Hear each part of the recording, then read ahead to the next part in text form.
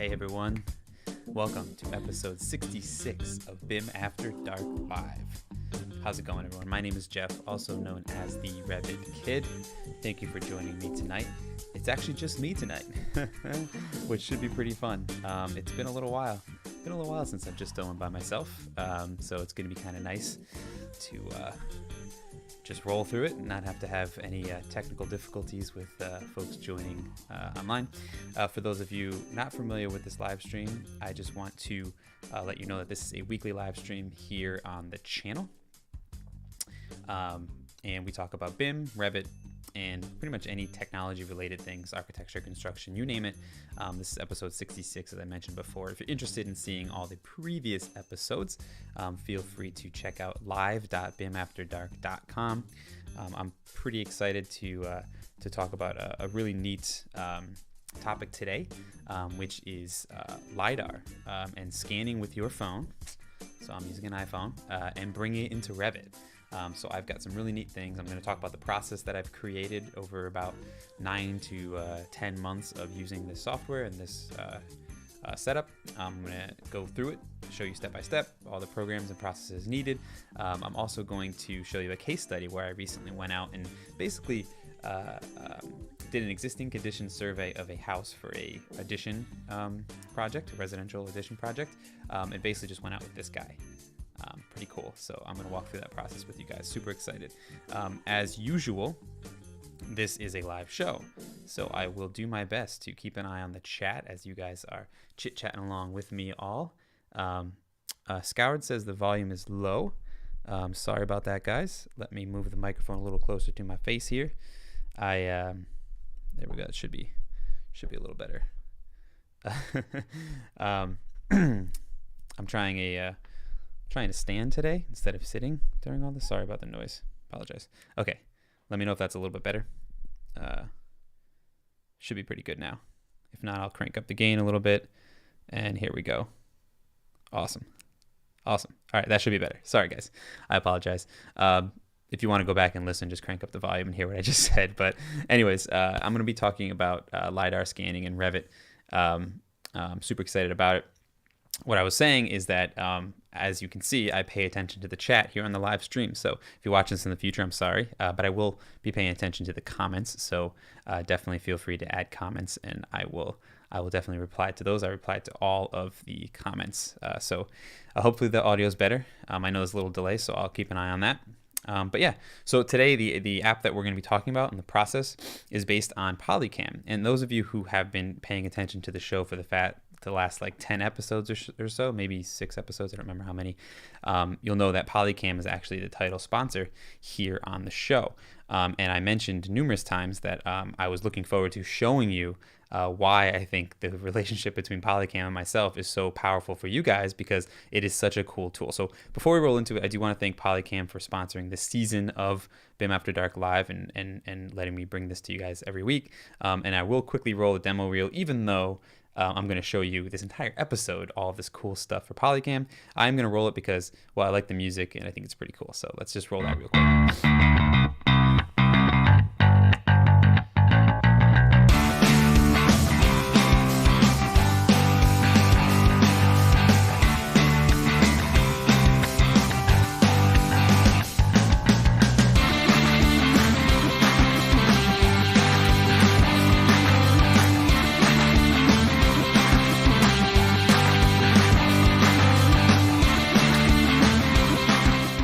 All right, so part of the reason why I wanted to roll that clip was not just to hear the cool music, but also to give you guys this QR code down here on the bottom, as well as the link up top here. So for those of you interested, as I go throughout this episode, I mentioned numerous times in previous episodes that I was going to show you the process and show you how to use Polycam. That's what we're doing today. If you wanted to download and install it on your iPhone or iPad, check out the QR code here if you just hit it with your device, or head on over to polycam.bimafterdark.com.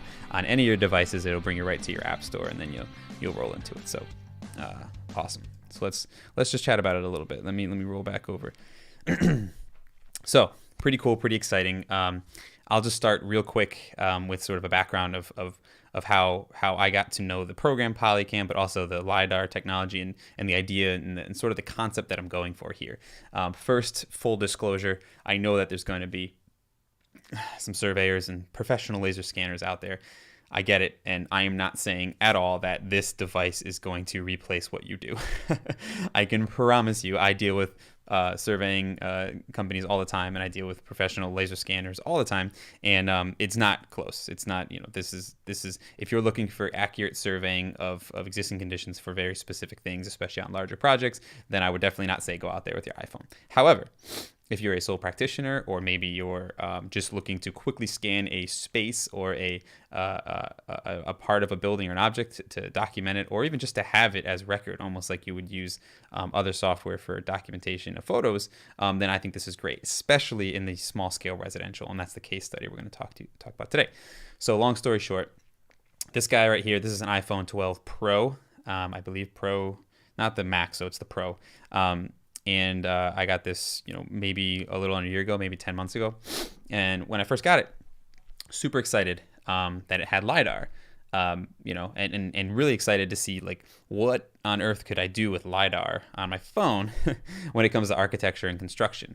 And so just doing some research, hey, Revit Interior Design, how's it going? Awesome. So one of the first programs or apps that came up when I just sort of Googled and searched for laser scanning on the iPhone was Polycam. So I installed it, and I actually, at the time, and I think somebody mentioned in the comments too about the addition to my house, and so I'll get back to that. But at the time, we were probably about maybe 60% done with the addition on my house here, which is now the office as well as the dining room above, and so I just quickly started messing around, scanning the space as it was, and playing around with the tool and the program, and it was really neat. It was super easy to use, and I really liked the fact that it was easy to get out different formats that were usable. So fast forward, that was probably like, I don't even know now, 6 to 10 months ago, maybe 10 months, I think is probably where it was, and awesome. I tried it out. I was using it here and there. I was documenting different things.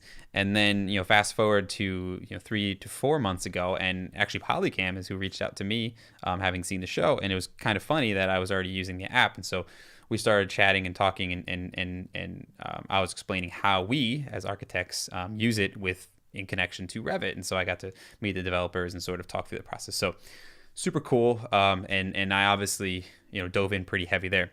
So what I've done is I've actually created a process that will help you and give you the tools to start using your phone or your iPhone for scanning, and then using that information in Revit.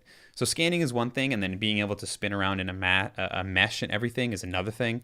It's really cool to just flip around the mesh object, the actual 3D mesh textured object. It's kind of like Matterport, if you guys are familiar with that. Just being able to do that. And I've actually used it in the case study to just roll back and look at the space. Forget about just bringing it into Revit. But then also to be able to bring it into Revit to scale, generally correct as far as aligning issues in perpendicular space, or perfect 90s and whatever. We'll talk about that. But then to get it in and actually use it as a tool to identify and document existing conditions, or maybe even progress conditions, whatever, is a whole nother ball game. And I'm super excited to sort of share with you guys the process, and then share the case study. And then hopefully the goal is not necessarily to say this is what you guys should use it for, but the goal is take applications like this, Polycam and other ones that are doing this, and then see how you can use it for your day-to-day life, how this technology, adding laser scanners to a phone, how that can improve our daily life. And so I'm hoping that you don't just take what I do and just replicate it. I'm hoping that you guys find even more uses beyond it. So that's the goal with today. Real quick, I'm just checking out the chat. How's it going? Is there a difference between tolerance between Polyscan and laser scan, and how big would the difference be? Yes, huge difference in tolerance. As I mentioned, this is an iPhone. Okay, this is not a laser scanner. This is not a $150,000 like a laser scanner, right? I mean, you name it, right? So there's obviously a difference in tolerance.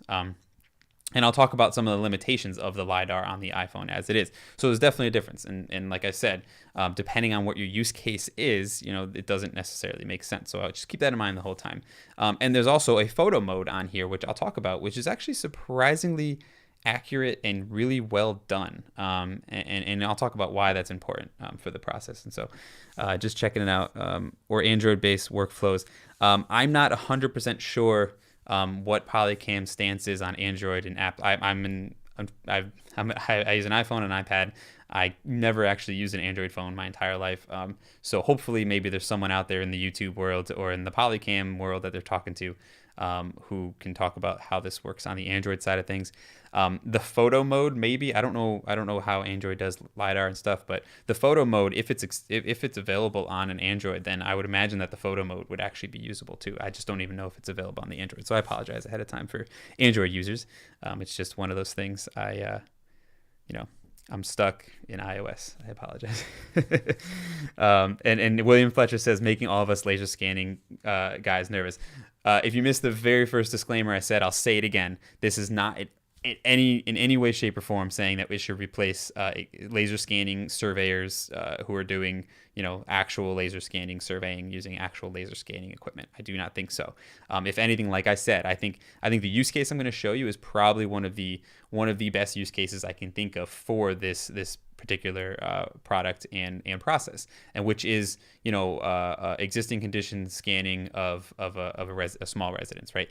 I'm sorry, but and not to knock you down, William, but I'm assuming you're not doing a lot of laser scanning of a 200 square foot addition on a 1,200 square foot house for an architect, right? And so this, I think, is filling in the gaps of those of us who have done the process of existing condition surveys, which is going out there with a pad, a tape measure, a laser, sketching, making a bunch of sketches, making a bunch of measurements, and come back to the office and trying to recreate that thing. It changes the process, and that's the use case I'm going to talk about, is how I've actually sort of used this, and it made the process of existing conditions surveying fun almost to some extent. So yes, William, I will consistently make that disclaimer, and I will also put it in the description for you, William, I promise. Okay, so real quick, I will just outline the process real quick. We'll jump into the big bad BIM tip of the week, and then I'm just going to dump into the process and we're going to roll with this thing. So let me just share my screen. And so this program here is actually a program called diagrams.net. For those of you that aren't familiar, it's really cool. I use it a lot for note taking and whatnot, especially for process and workflows. But this is basically the steps that we're going to take. And so hopefully you can read it here. And so it's only a 5-step process. It's capturing using the iPhone or iPad. Exporting as a point cloud. I'm only using point clouds for the process today. If you want, I will just sort of mention my testing with OBJs as far as meshes are concerned, but I'm using point clouds today. You have to bring it into Autodesk Recap because Revit just doesn't bring in point clouds directly as PTS files, which is annoying, but it is what it is. And then you insert it to point cloud, you're good to go. If you use photo mode, there's one more step, which is scaling it, and we're going to talk about that in a second. So that's the process. It's actually super simple, super easy. I'm just going to hopefully give you all the lessons learned and then walk you through the process as we go through it. Okay. So with all that being said, William's loving the fact that I gave him the disclaimer. I promise, man. I'm not trying to say that this is going to replace any of that. All right, so that music right there means that this is our Big Bad BIM Tip of the Week segment.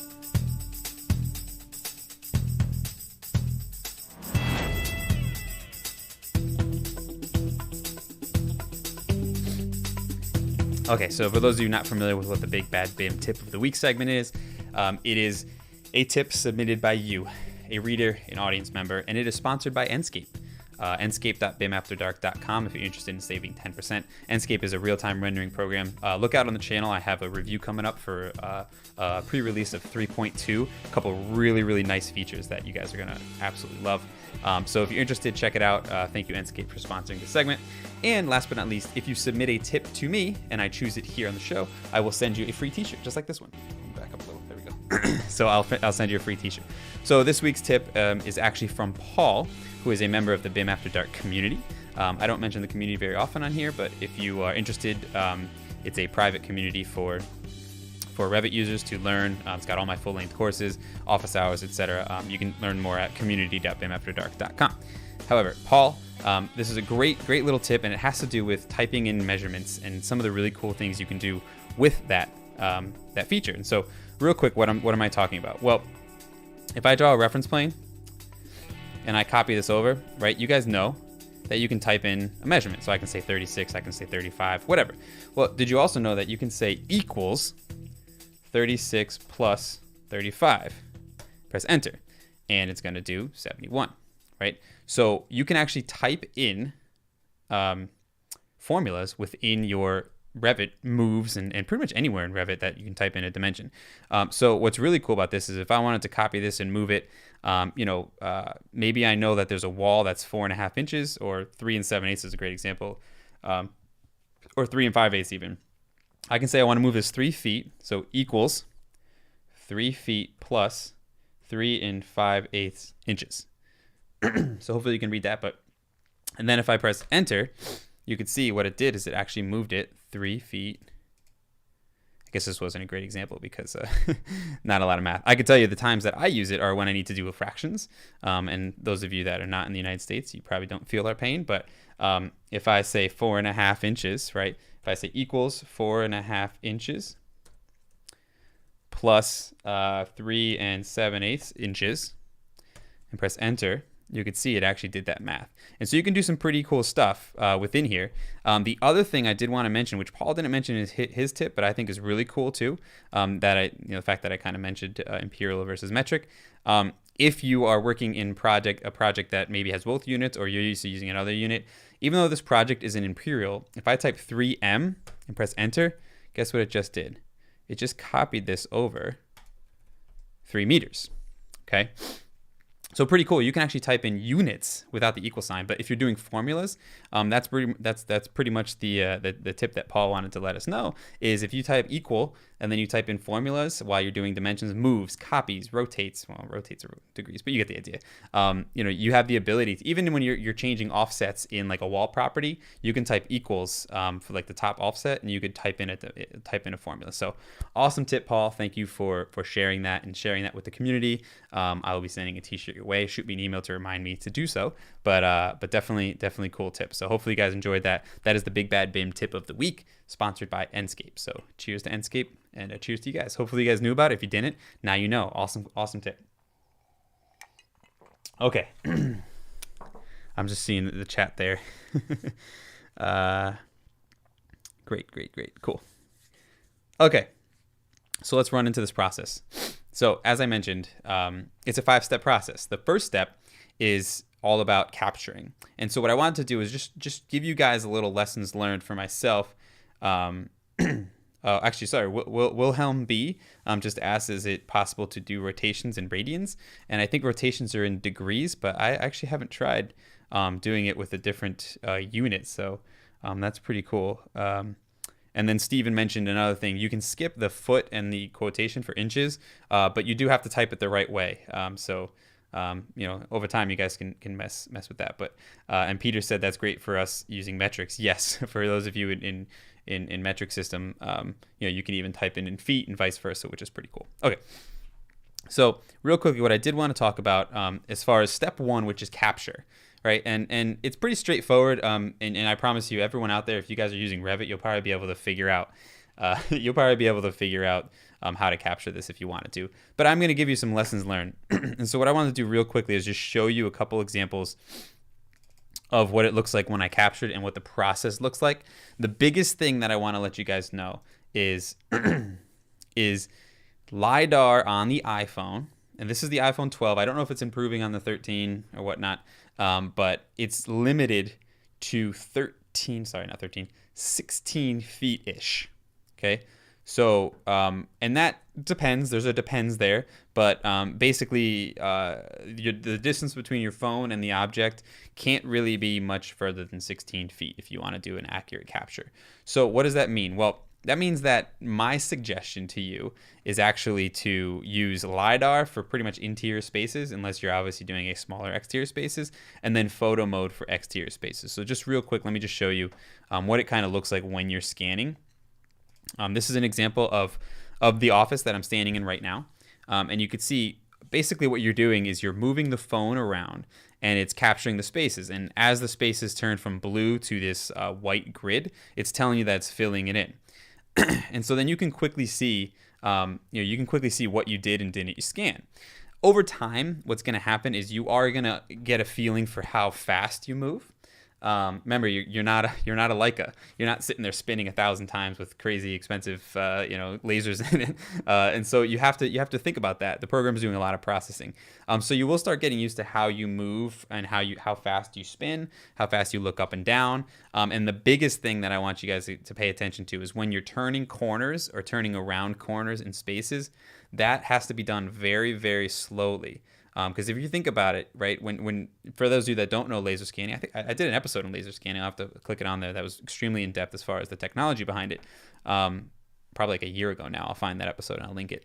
But with this, what you can do is you can actually scan a few spaces at once instead of just kind of, because you're not moving your station around. You're actually just moving around the room, and so it's pretty cool, and it's actually extremely well done though, and how fast it happens. But when you're turning corners and coming in and out, of different rooms, let's say, or even outside, if you're coming around the building in the corner, you have to be really slow and pay really close attention, because that's when you start seeing the software trying to figure out how this stuff goes, how it connects, how it goes through. So you'll see when you try it out what I'm talking about, but just pay attention to those things. Some areas when you're closer, when you're not moving or walking, I should say, you can actually move pretty quick. But you'll get a hang of it.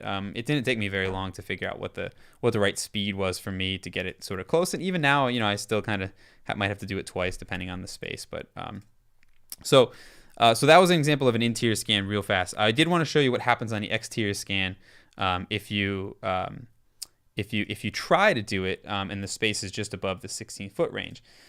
So this is the addition in my house right now, and you could see, I'm not standing very close to the building, but notice how the polygons or the triangles, they're kind of disappearing. They're kind of disappearing at the. Let me roll that back a little bit, right here. Okay. At the top there, that's essentially, actually, it's almost exactly 16 feet, which is kind of funny. When I was doing this testing, I figured that out by Googling and sort of digging into the iPhone specs. But the underside of that soffit is actually is exactly 16 feet from grade. I shouldn't say 16 feet from grade. It's 16 and some change, but whatever. And so pretty cool that you could see sort of the end of the line with the Lidar scanning. So that's what will happen on the exterior. However, I'll show you in my case study, I was able to do some exterior scanning because it was a low one-story building. And I did use the scanner and the photo mode so that I can compare the two and have a higher and a lower resolution scan. Sorry, I'm just checking real quick. So if answered, wanted to know if the newer iPads have this technology. I believe the new iPad Pros do have LiDAR scanners. If not, the iPads do have cameras, and I will talk about photo mode as well in this, but I believe the new iPad Pros have LiDAR. Okay, so let's just talk about the process now. So you're capturing you've captured your space. So you use LiDAR for interior, you use photo mode for exterior, or vice versa, or just all LiDAR, it doesn't matter. I'm just going to run through a quick video I made that shows the process of what you do once it's scanned. So you could see here, I'm looking through my scans, I open it. This is actually a scan of this here office, as well as my living room right next to it. I have 2 children. Anyone who also has toddlers and a baby can probably know what I'm going through as far as all the stuff in that living room. But you can see it was pretty cool. It looked pretty awesome. Then on the top right, you can hit settings when you go to export, and you can change the point cloud density. And I believe they're going to give us more options for that. And then these are all the formats, and I decide to use PTS here for point cloud. Then I upload it directly to Google Drive. If you're doing a high density point cloud, the easiest place is to just dump it onto a cloud drive like a Google Drive. They could go 300, 400, 500 megs. You don't want to be sending that via email. But what I was showing you there real fast was it's very simple. You open up the scan you want. You go up to export. You can change the settings. You can change them to a higher or lower density. I believe they will be giving us the options to customize those settings quite a bit more. But for now, that's what you get, high, low, and so on.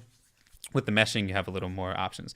And then I like to dump them onto Google Drive because I think it's much easier, and I have Google Drive installed on my desktop, so it looks just like a G Drive.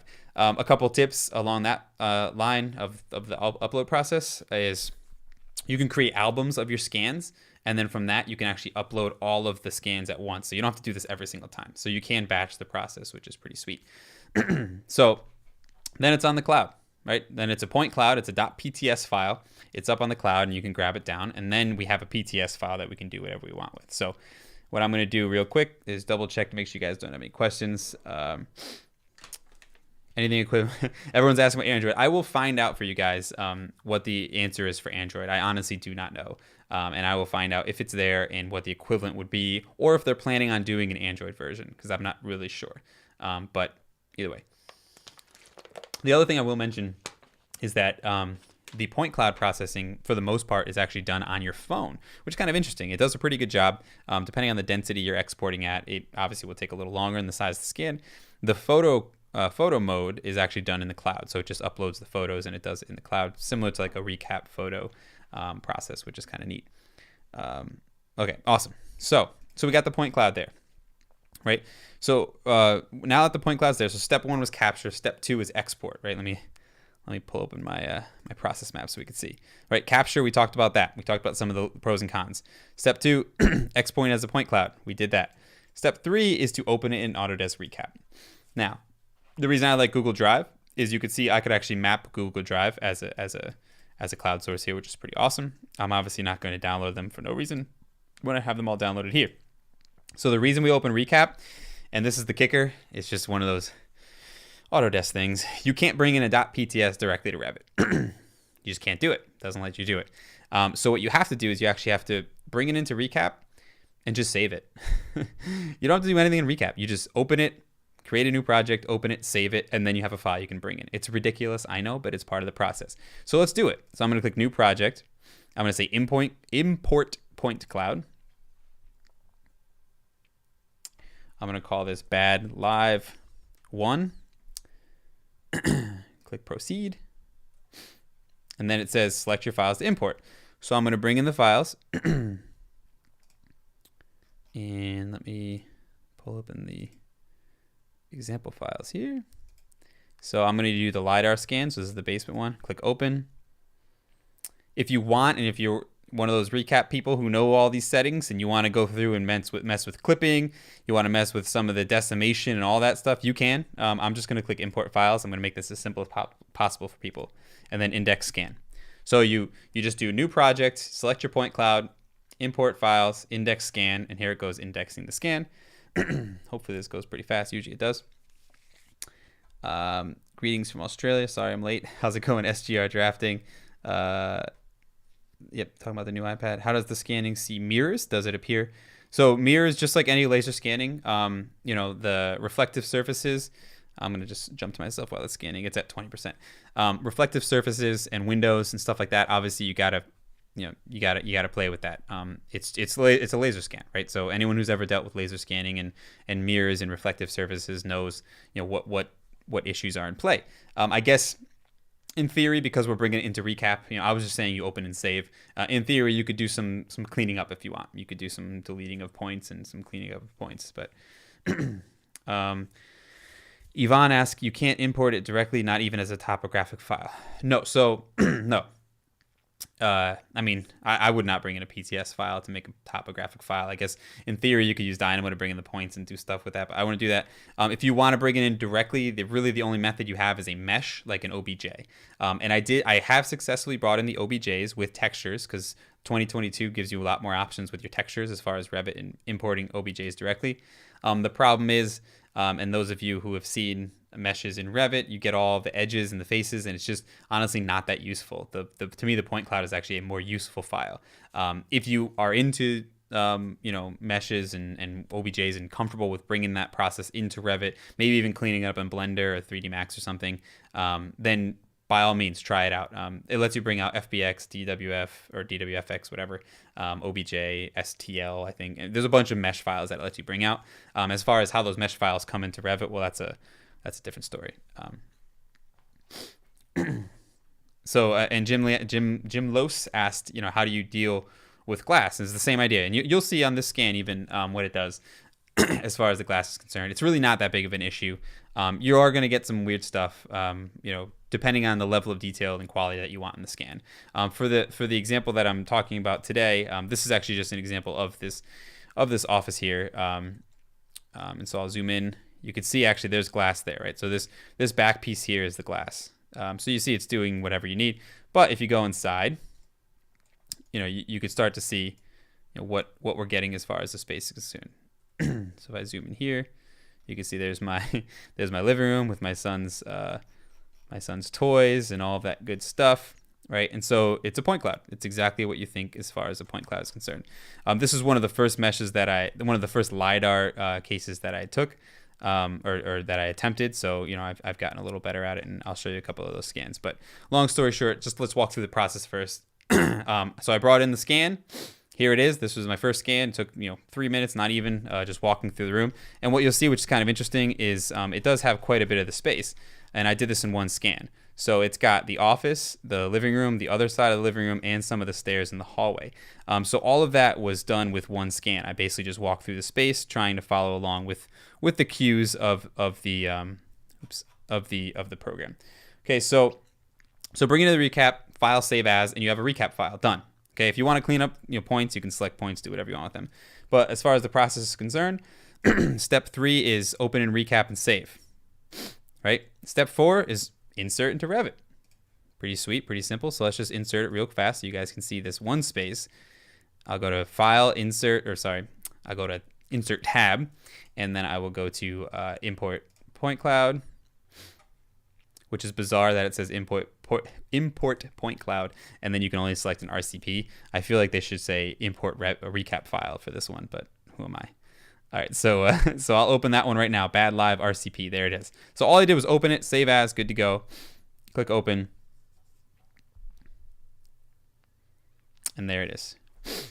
There is my half of my basement in my file, in my Revit model, I should say. Let me turn on the section box so you guys can check it out. All right, so if I slide this over here, you can see, let me zoom in a little bit. You can see, there it is. There's the point cloud. Pretty sweet. The cool thing about it is when you're doing LiDAR, so here's level 1, check that out. Pretty freaking awesome. When you're doing LiDAR, it's scaled already. It comes in scaled.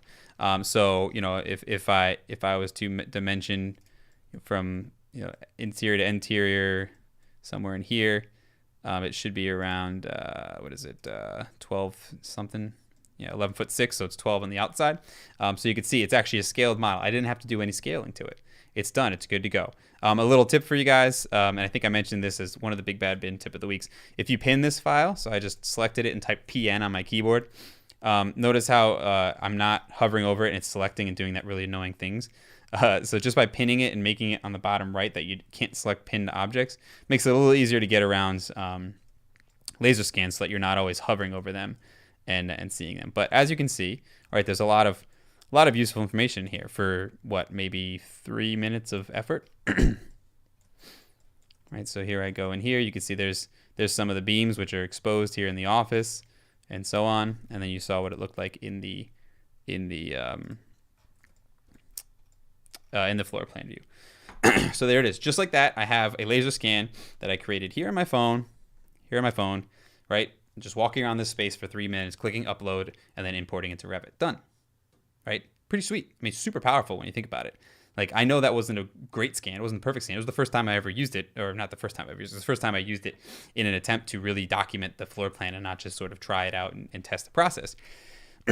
So one thing that I will mention, and this is what we'll get into this a little bit in the case study, but one thing that you'll notice is that there are a couple issues with room-to-room relationships. So if you look here, if I was to take this reference plane and sort of move it over here, you can see it's not terrible, but it starts sort of spaying off to the right. It starts sort of kinking a little bit. And that's what I was talking about with understanding how it actually connects room to room to room to room. And so what I learned is if you go slower and you think about how laser scanning works and how it registers from one room to another, if you keep something in the previous room as you're making the turn, so let's say you're going around a door, you find an object and you sort of follow along, but make sure you're staying focused on that one object. And you're basically making an overlap. It makes it a much cleaner transition. I didn't know that at first, but when you think about registering two scans together, you want to overlap the objects. You do the same thing, but you're doing it live with your phone. Scour just said one caveat I have with point cloud is Revit won't allow you to export point clouds to Navis. Blah blah blah. Yes. Yes, so yes, Revit won't allow you to export them, but you have to create a recap file to actually use the point cloud in Revit anyway. So why not just use the recap file in Navis or whatever you're doing with it? So I get what you're saying though. Okay, awesome, pretty sweet.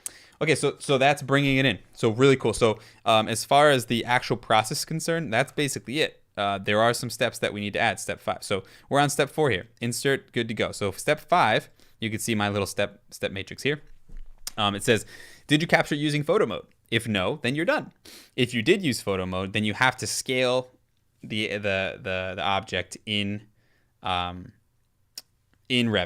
And this is one of the caveats of photo mode. And I've actually already spoken to the developers, and they're hoping to make it so you can scale live there. But you're doing photogrammetry when you use photo mode. And so I didn't record an example of me doing the photo mode, but basically you do the same thing, except it's taking photos as you walk around the space, and it'll tell you it does a pretty good job telling you if you have enough photos, if you have overlap while you're doing it live, which is really cool.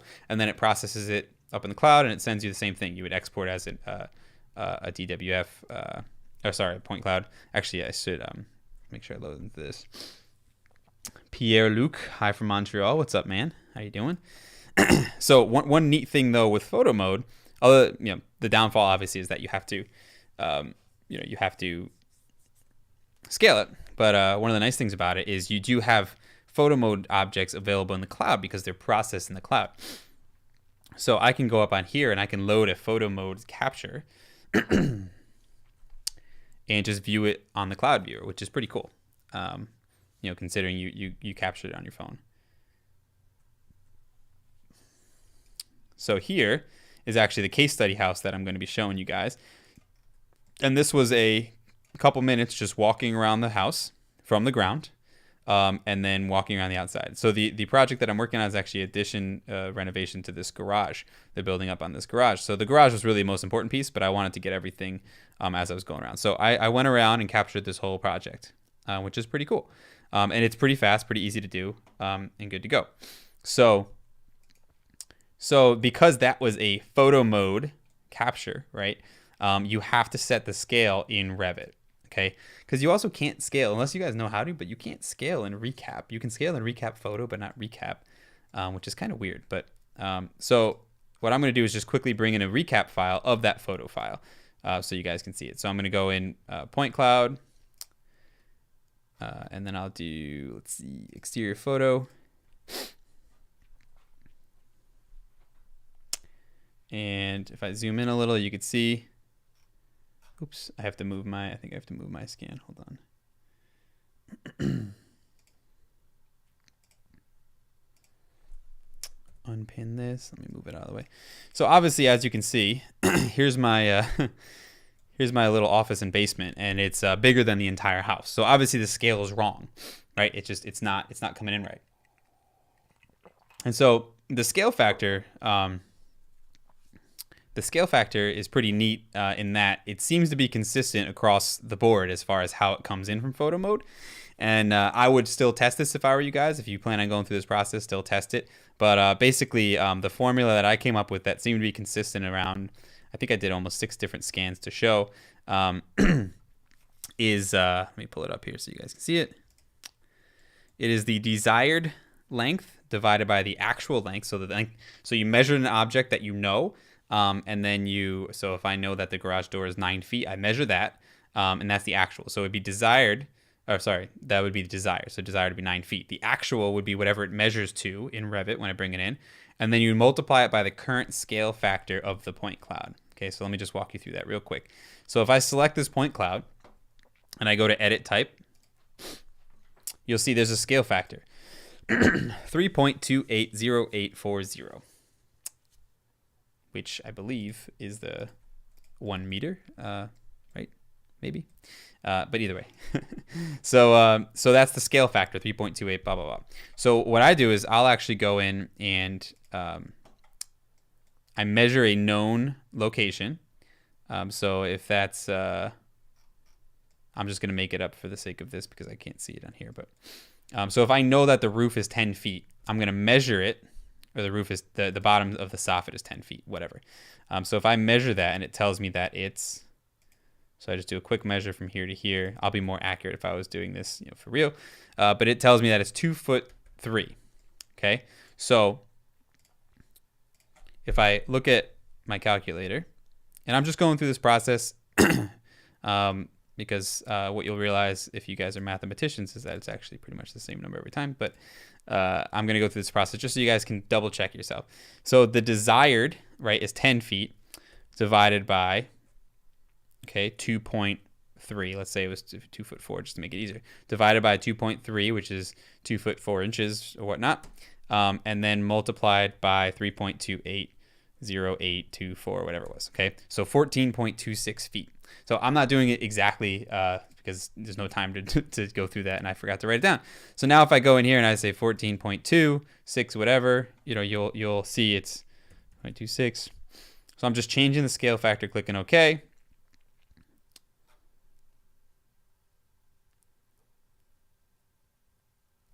And you'll see that it actually scales up the object. And if I dimension it, it would be what it is. So just, when you try this, go back to this video. I might even put it in the description if you want for that formula, but go back to this video, cap that location and then try that formula out for yourself and see if you come up with maybe a more refined version. But that worked for me about 6 times when I was testing it before I shared it with you guys.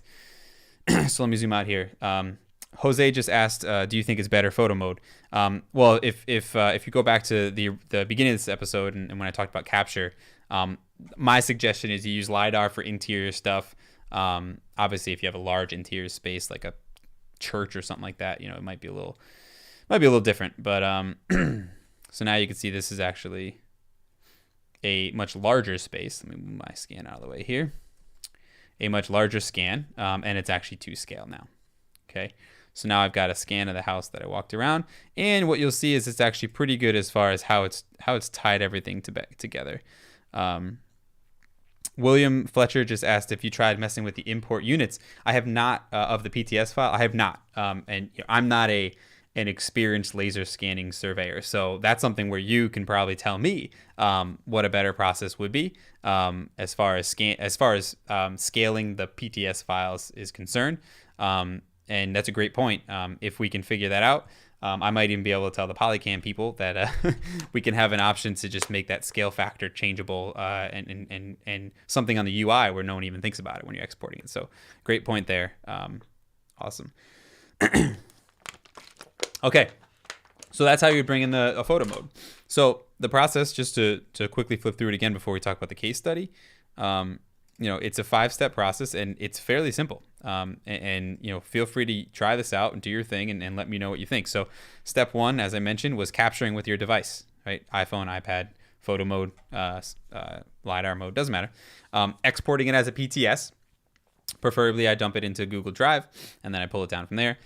Bring it into Autodesk Recap, just save as, and then bring it into Revit as a point cloud. Then step 5 is simple. If you had LiDAR, you're done. Right? Other than maybe moving it around and adjusting it and combining with others. And that's it. If you use photo mode, then you have to scale it. Okay. All right. So pretty cool. I'm just double checking to make sure I didn't miss anything. Someone just asked, it means we can scan multiple rooms. Yes. So I'll show you in the case study. Sorry, who asked that? Jim Los. Yes.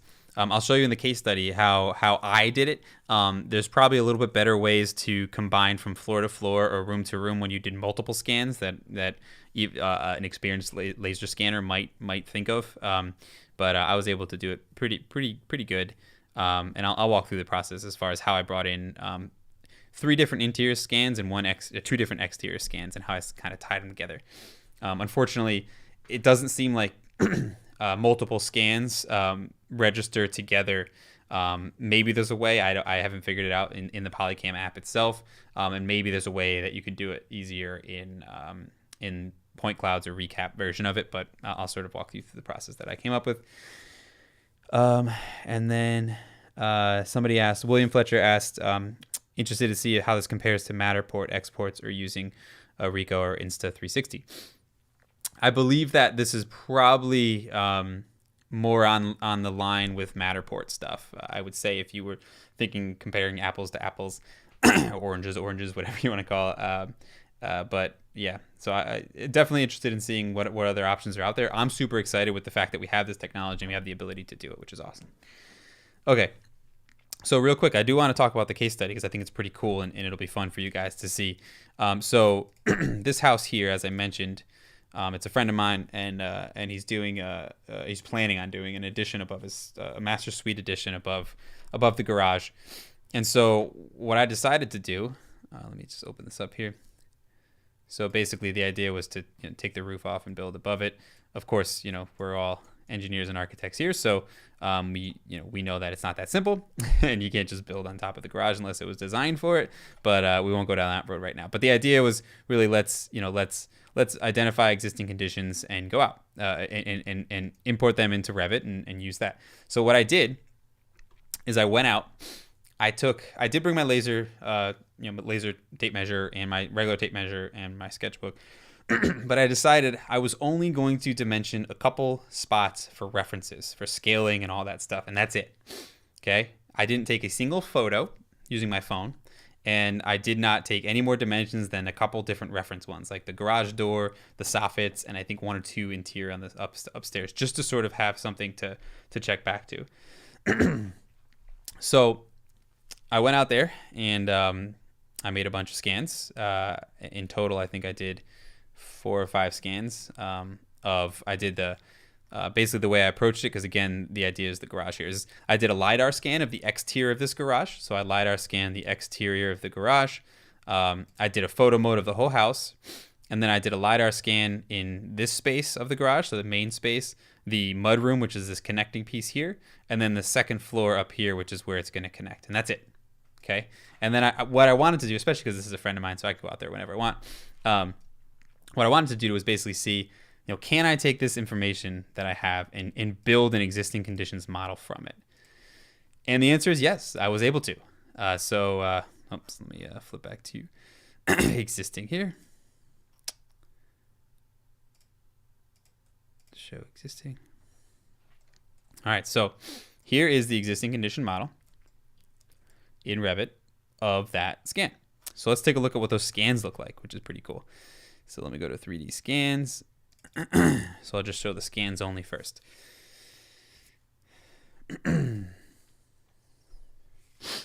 How would this fit into a workflow for a real project? It doesn't seem accurate enough. Well, keep an eye. I'm showing you right now. So this has a section box through it. Let me uncheck pinned objects so we don't get that craziness. So if I zoom in here, you can see there's the garage space, there's the mudroom space, and there's the second floor space. And so if I zoom this out, or I pull this guy back here, you can see there's a whole space there. Okay, so now if I pull this down, which is really cool looking, you can see, all right, I'm trying to make sure my head's not blocking it for you guys. You can see there's the garage, and there's the mudroom area, which has a couple different levels, which is pretty neat to use this to figure out, and so on. So the way this works is these are actually multiple scans. So if I click here, this is one scan, right? So I'm highlighting this scan here. Of course, I have pinned on. This is another scan here, which is Lidar. There's an exterior photo, and then there's an exterior Lidar on the outside. And so the process I used to figure this out, and again, there's a lot of different ways that you could combine and register scans, and there's probably easier ways. And so I hope somebody else finds an even better way and tells me, and I can share it with everyone else. What I did is I actually used a mix between the Lidar. Let me just show the Lidar of the exterior so you guys can see it. So I'm going to turn off all this. So you can see these are just my 5 scans. So I'm going to turn on just the Lidar of the exterior. So this was kind of my base point. because it was exterior, it was Lidar scan. I went pretty slow, and it was pretty accurate. It was pretty good. So I used this, and then I used this to help set and create the photo mode, to the right scale and location, because the photo mode had more information, right? So if I turn on the photo mode, you can see, there we go. So now this is photo mode and the Lidar scan. And then from there, what I did is I actually brought in the Lidar scans of the interior, and I used objects from the exterior, like an exterior door or a garage door. And that's how I sort of adjusted and located the objects from here to here. I tried my best, just like with the laser scanner, to have objects that connect, like, I didn't have a target with me. I should have just brought one of those level targets. But so what I did is I just used the actual door objects and window objects to help myself realign. So then if I turn on my garage LiDAR, you can see the garage LiDAR. There's a door here. There's obviously garage doors. The garage doors are an easy way to sort of align your object. And then I went around doing the same thing with the other two scans. Using the window locations to adjust the height if I needed to, and then the windows and doors from each previous scan to adjust it. If there was overlapping, I tried, right? I had a door open, I would overlap into them, and I would use those spaces. And so that's it. That's what it was. It was just moving up and down, cutting a section or an elevation, and maneuvering around and adjusting these LiDAR scans within the shell of this exterior. So let's see what it looks like with the scan and model so you guys can see. And then I actually used that to build the existing conditions, which is pretty awesome. And so let me turn off the whole select pinned objects thing. So in this view, you're not seeing this. Sorry. I just realized you weren't seeing that. I apologize. Okay. So now you're seeing it. So what I did here, let me turn off pinned object selection. So if I go and zoom into the second floor, you could see the dark magenta is actually the walls. And that's what I did. I went through and I double checked by a couple dimensions that I did take, and I aligned objects with objects in the scan. Doors lined with doors, and so on and so forth. Obviously, what I did is if I put a door in and it said it was 2'5" and 2/56 of an inch or whatever, I made it more flush, or I made it more, I made it a normal dimension, like a 2'6" instead of 2'6" and some ridiculous change, but it all lined up pretty close and pretty good. So let me zoom down to the bottom too. And what was really neat about this is the process ended up being, here we go. This is a good one. Let me spin around here so you can see. Hope you guys can sort of see the objects there, which is pretty neat. So the process ended up being kind of neat, where normally, right, you would have an unscaled hand sketch with dimensions. You're drawing reference planes and sort of figuring out the building as you do it, which is fun. It's part of the process, and this is kind of still like that.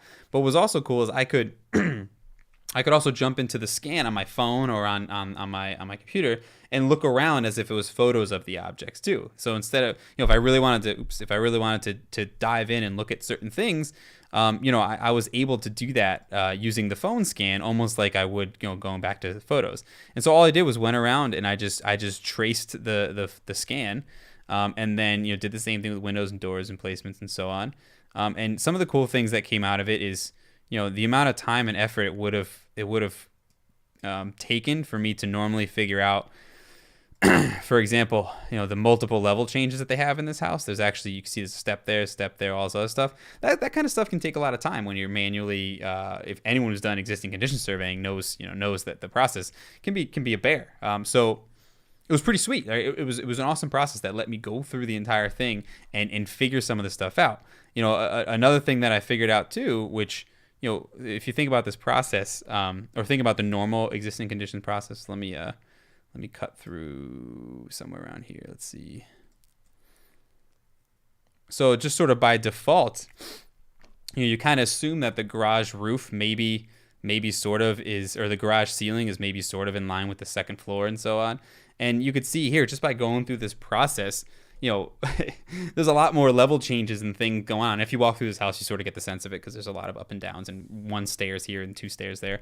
But you also immediately begin to see that the second floor is actually not not in line with the ceiling of the garage and stuff like that. So awesome process, really cool, and it worked out well. It actually worked out great. I created this entire existing conditions model using only scans from my Polycam scan, and it worked out. It worked out great, and so so hopefully that process and that sort of shows you and tells you a use case for it for this software.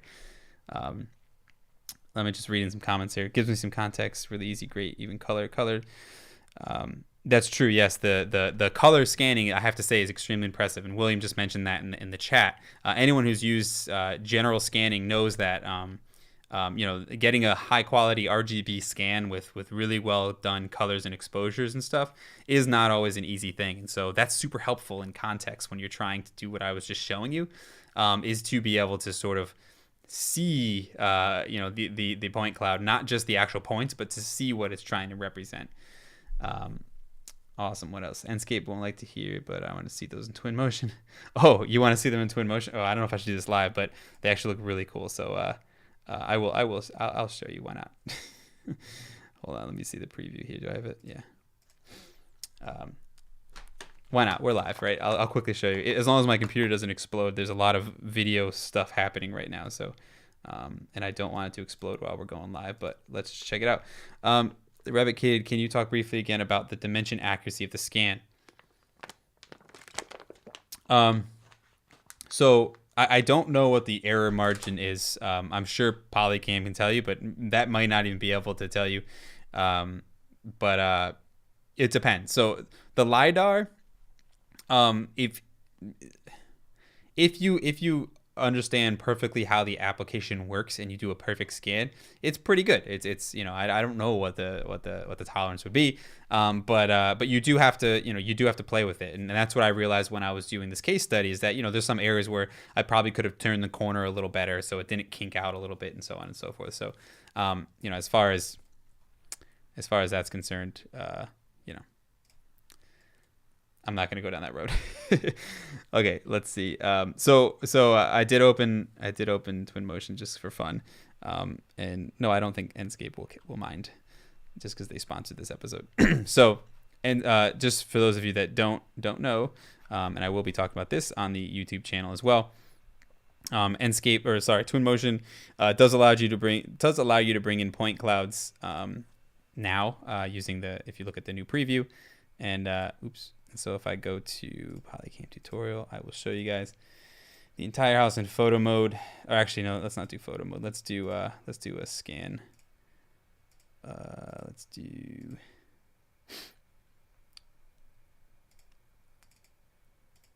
do the Lidar scan. But even though I can bring in point clouds, you can also export to OBJ and FBX. So if you're going to use it in Twinmotion, just export to FBX or OBJ, because then it's a mesh file instead of a point cloud. Honestly, that's probably what you should do. But because you asked, I'll show you. I think in the roof in the photo was right.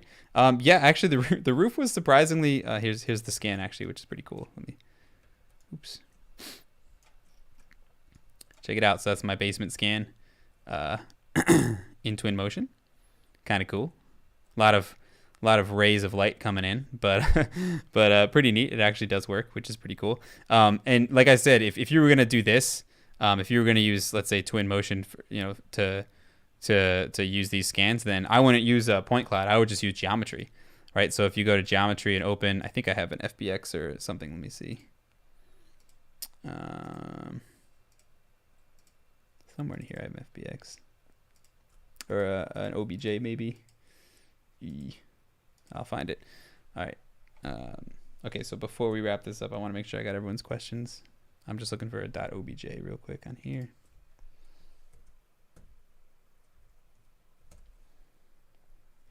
Here we go. Scan test to Blender.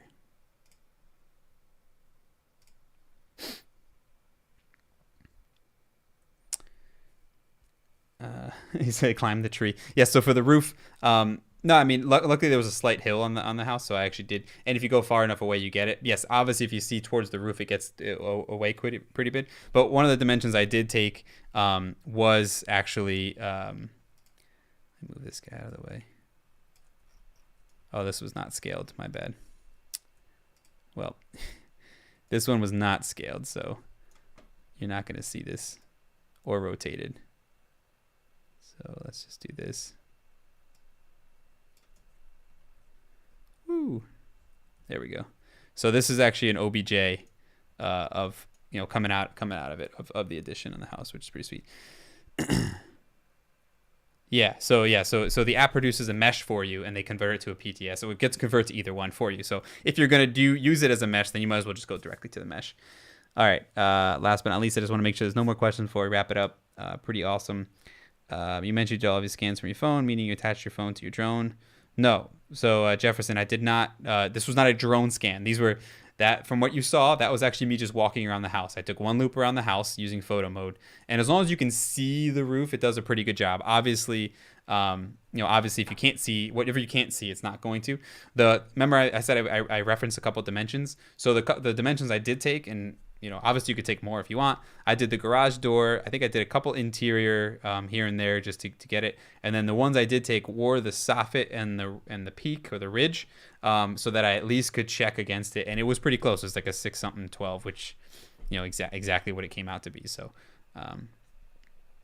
pretty awesome. All right. Sweet.